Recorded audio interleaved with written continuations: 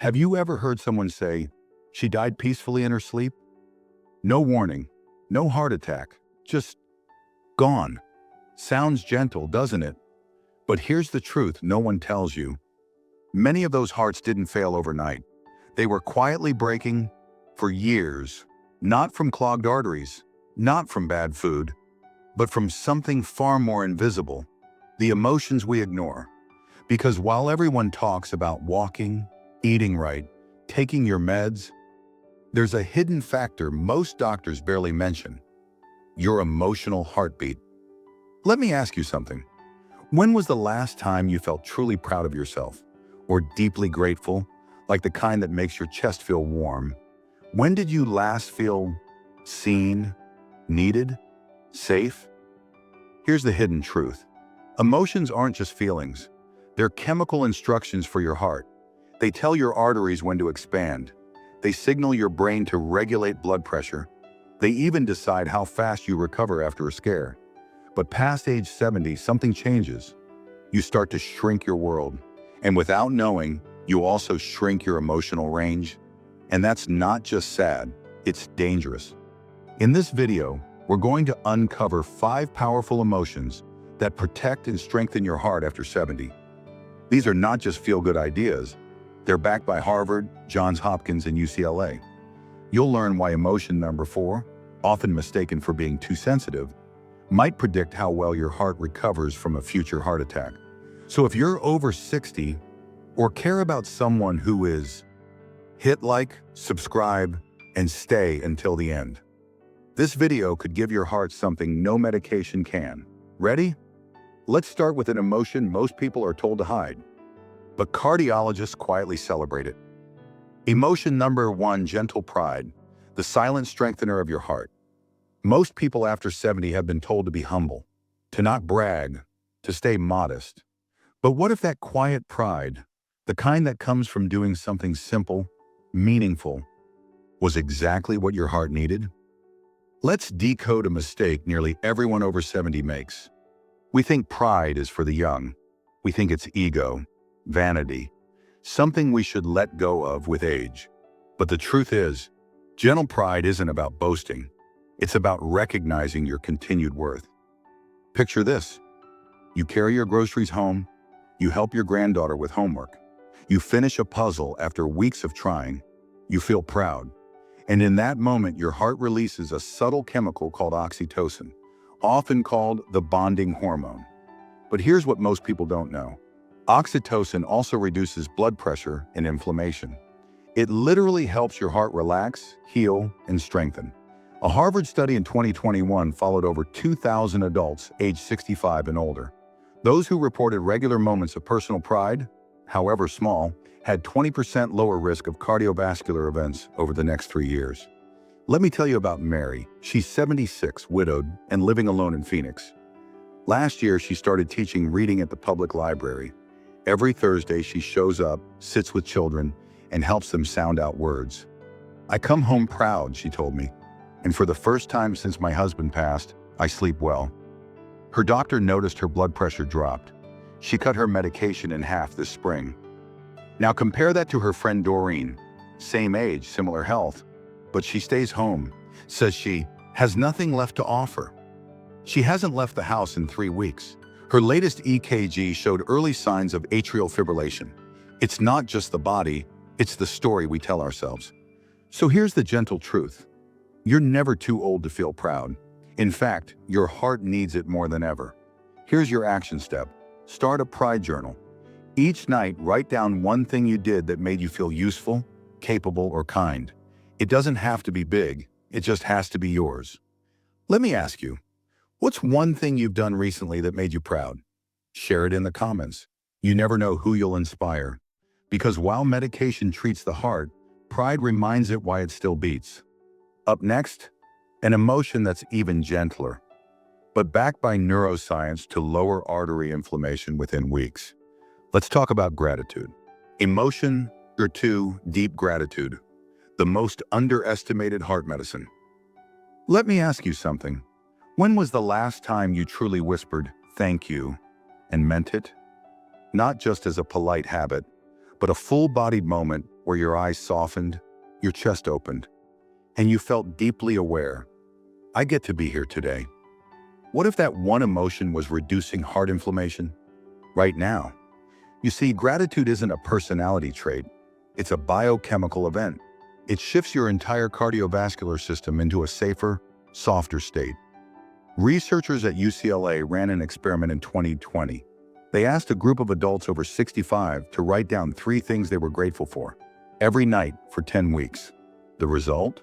Their levels of C-reactive protein, a marker for arterial inflammation, dropped by nearly 25%. That's comparable to some medications. But even more fascinating, those who wrote with more emotional detail, like describing why they were grateful, had lower resting heart rates and better sleep quality. Let me introduce you to Joe, age 81. He's a retired postman from Milwaukee. Every night before bed, he sits in his recliner and writes in a small blue notebook. "Tonight I'm grateful for the neighbor's dog barking, because it means life is still noisy," he told me, chuckling. That may sound simple, but Joe's cardiologist says his blood pressure is the lowest it's been in years, and he hasn't had a single ER visit since starting the habit. Now here's the twist. Gratitude doesn't always come naturally after 70. Sometimes you lose people, you lose your energy, your routines change, and that emotional fog can quietly thicken. But even in grief, there's room for light. A warm cup of coffee, a letter in the mail, the way your hands still work. Your heart listens to those moments and it responds, not just emotionally, but biologically. So here's a gentle habit. Each morning, before anything else, whisper one thing you're grateful for. Not because life is perfect, but because your heart is still here, still beating, still open. I'd love to hear from you. What's one small thing you're grateful for today? Write it in the comments. Let's build a circle of gratitude, one quiet heartbeat at a time. Because next we're diving into a much harder emotion, one that most people avoid, but may be the key to preventing silent heart failure. It's time we talked about safe vulnerability. Emotion for 3, safe vulnerability, the emotion that might save your life. Let's be honest, no one wants to talk about this, but almost everyone lives it. You lose someone, you feel the ache, but you smile, nod, and say, "I'm fine," because you were raised to be strong, to carry on, to keep things private. But here's the danger no one warned you about. Emotional suppression can be as dangerous to your heart as smoking. Not showing pain, not crying when you need to, not asking for help. It doesn't make you tougher, it makes your arteries stiffer. Literally. In 2022, the Journal of Psychosomatic Medicine published a study tracking over 1,500 seniors. Those who regularly avoided expressing difficult emotions had higher cortisol levels, increased arterial stiffness, and a 30% greater risk of cardiac events within 2 years. Let me tell you about Frank, 74. He lost his wife to cancer 3 years ago. He didn't cry, not once. He stayed busy, told his kids he was managing, and skipped every support group invite. But then came the chest tightness. Not a full heart attack, just a whisper of one. His doctor said his heart was inflamed, but medication didn't help much. It wasn't until he broke down, quietly in a grief circle at church, that things began to shift. "I told them I was scared," Frank said, "that I missed her, that I didn't know who I was anymore." And for the first time in years, he slept through the night. 3 months later, his heart rhythm normalized. He still takes meds, but at half the dose. Here's what no one teaches us after 70. You can be vulnerable and still be strong. In fact, letting yourself feel is one of the strongest things you can do. It tells your heart, "I'm not holding this weight alone anymore." So here's your quiet challenge this week. Open up just once. Call a friend. Say what you're actually feeling. Let someone witness your truth. It might not change your past, but it could protect your future. Because vulnerability is not weakness. It's the release valve your heart has been waiting for. Next, we'll explore an emotion that's quietly powerful and could reduce your risk of heart disease by nearly half. It's time to rediscover the life-saving strength of belonging. Emotion number 4, uplifting belonging, the connection that heals your heart. You can eat clean, walk daily, take every pill on time, But if you feel invisible, your heart still suffers. Loneliness doesn't just hurt emotionally, it damages your heart physically, quietly, daily, dangerously. In fact, the US Surgeon General recently called loneliness the new smoking, increasing the risk of early death by as much as 29%. But here's the truth. It's not being alone that hurts. It's feeling like you don't matter. Let me tell you about Anna, age 88. She lives alone in a small apartment outside Portland. 2 years ago, after her best friend passed, she stopped going out, stopped cooking, stopped smiling. Her doctor noticed her blood pressure spiking, and she was diagnosed with early signs of heart failure. But then something changed. Her neighbor invited her to join a small gardening club. Reluctantly, she said yes. Fast forward 6 months. Anna goes every Wednesday. She plants flowers, shares stories, laughs. And here's the miracle. Her cardiologist just reduced her medication. Her heart rhythm is steadier. She looks 5 years younger. Why? Because she belongs again. A massive 2020 meta-analysis of 77 studies found that people over 65 who felt emotionally connected to at least one group or person had a 45% lower risk of heart attack and stroke. Compare that to George, 85. Same city, similar health. But he watches TV alone all day, no one checks in. And last winter, he spent 3 nights in the hospital with arrhythmia. Same age, same resources. But one had community, the other didn't. So here's your heart's quiet request. Don't isolate, don't disappear. Find just one space where you're seen, heard, and needed. It doesn't have to be a group. Even a weekly phone call with someone who listens can change your biology. Now I'd love to hear from you. Who makes you feel like you belong? Is it a friend, a neighbor, your grandchild, or even a pet? Mention their name in the comments. Let them know they matter to your health, because sometimes just saying, "You help me feel less alone," can save 2 hearts at once. And coming up next, the most underestimated emotion of all. It feels soft, but holds the power to reset your heartbeat in minutes. Let's talk about quiet joy. Emotion number 5, quiet joy. The calm that rewires your aging heart. There's a kind of joy no one talks about. It doesn't come from big celebrations, not from parties or gifts, but from small, peaceful moments that whisper, "Right now, I'm okay." Scientists call it low arousal positive emotion, but we just call it quiet joy. And while it may feel soft, this gentle joy can literally rewire your heart's rhythm. Here's what most people over 70 don't realize. Your nervous system becomes more reactive as you age. Your heart is more sensitive to stress, but also more responsive to calm. That means one peaceful moment each day can reduce the wear and tear on your cardiovascular system. Johns Hopkins University ran a study on seniors aged 70 to 89. Those who engaged in daily calming rituals, like listening to soothing music or sitting in nature, had 30% lower incidence of heart arrhythmias over 18 months. Let me share a story. Mr. Lee, 90, lives alone in San Jose. He starts each day the same way, opens the blinds, brews his tea, plays a soft piano piece from his youth, and sits in stillness for 15 minutes. It's not meditation, he says. It's just me, being alive with myself.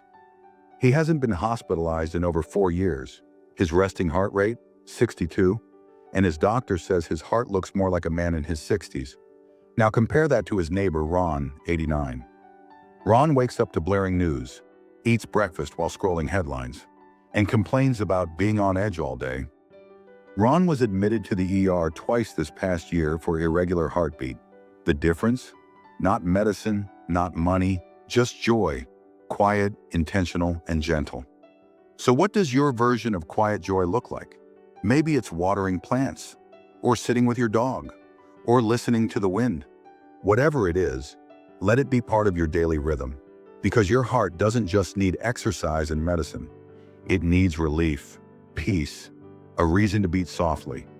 Now let's take everything we've learned and bring it home, because in the final part, we're not just summarizing, we're asking, what will you do with this?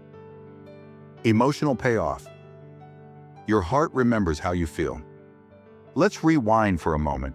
You've just walked through 5 emotions. Not tips, not trends, but life forces that affect how your heart beats, heals, and endures. Gentle pride, that quiet moment of knowing, I still matter. Deep gratitude, the feeling that softens your body and clears your blood. Safe vulnerability, the courage to admit pain and let your heart exhale. Uplifting belonging, the connection that says, you're not alone. And quiet joy, the small peace that brings your entire nervous system back to calm. 5 simple emotions, 5 daily choices, and possibly 5 more healthy years, or more. You may not control your age, but you do control the emotional climate you live in. And that climate shapes your heart every single day. Remember Joe, who writes 3 gratitudes every night? Mary, who found pride in teaching kids again? Anna, who rediscovered community through gardening? Mr. Lee, who starts his day in silence and hasn't seen a hospital bed in 4 years? These aren't lucky people. They're intentional people. And if they can shift at 76, 81, or 90, so can you. You don't need to change everything overnight, but start with one, just one emotion. Choose to feel it fully, every day, for the next 7 days. Maybe it's naming one thing you're grateful for. Maybe it's calling someone who makes you feel seen. Or writing down one thing you did today that you're proud of. Because your heart isn't just a muscle. It's a memory keeper. It remembers stress, but it also remembers love, peace, purpose. And today, right now, you get to decide what it feels next. If this video touched you, I hope you'll do 2 things. First, share it with someone you love. Someone whose heart might need this gentle reminder too. Second, subscribe to this channel. We release new videos every week, filled with science, stories, and small steps that help you stay strong, connected, and hopeful. Because aging isn't just about living longer, it's about living deeper. And that journey starts with how you feel today.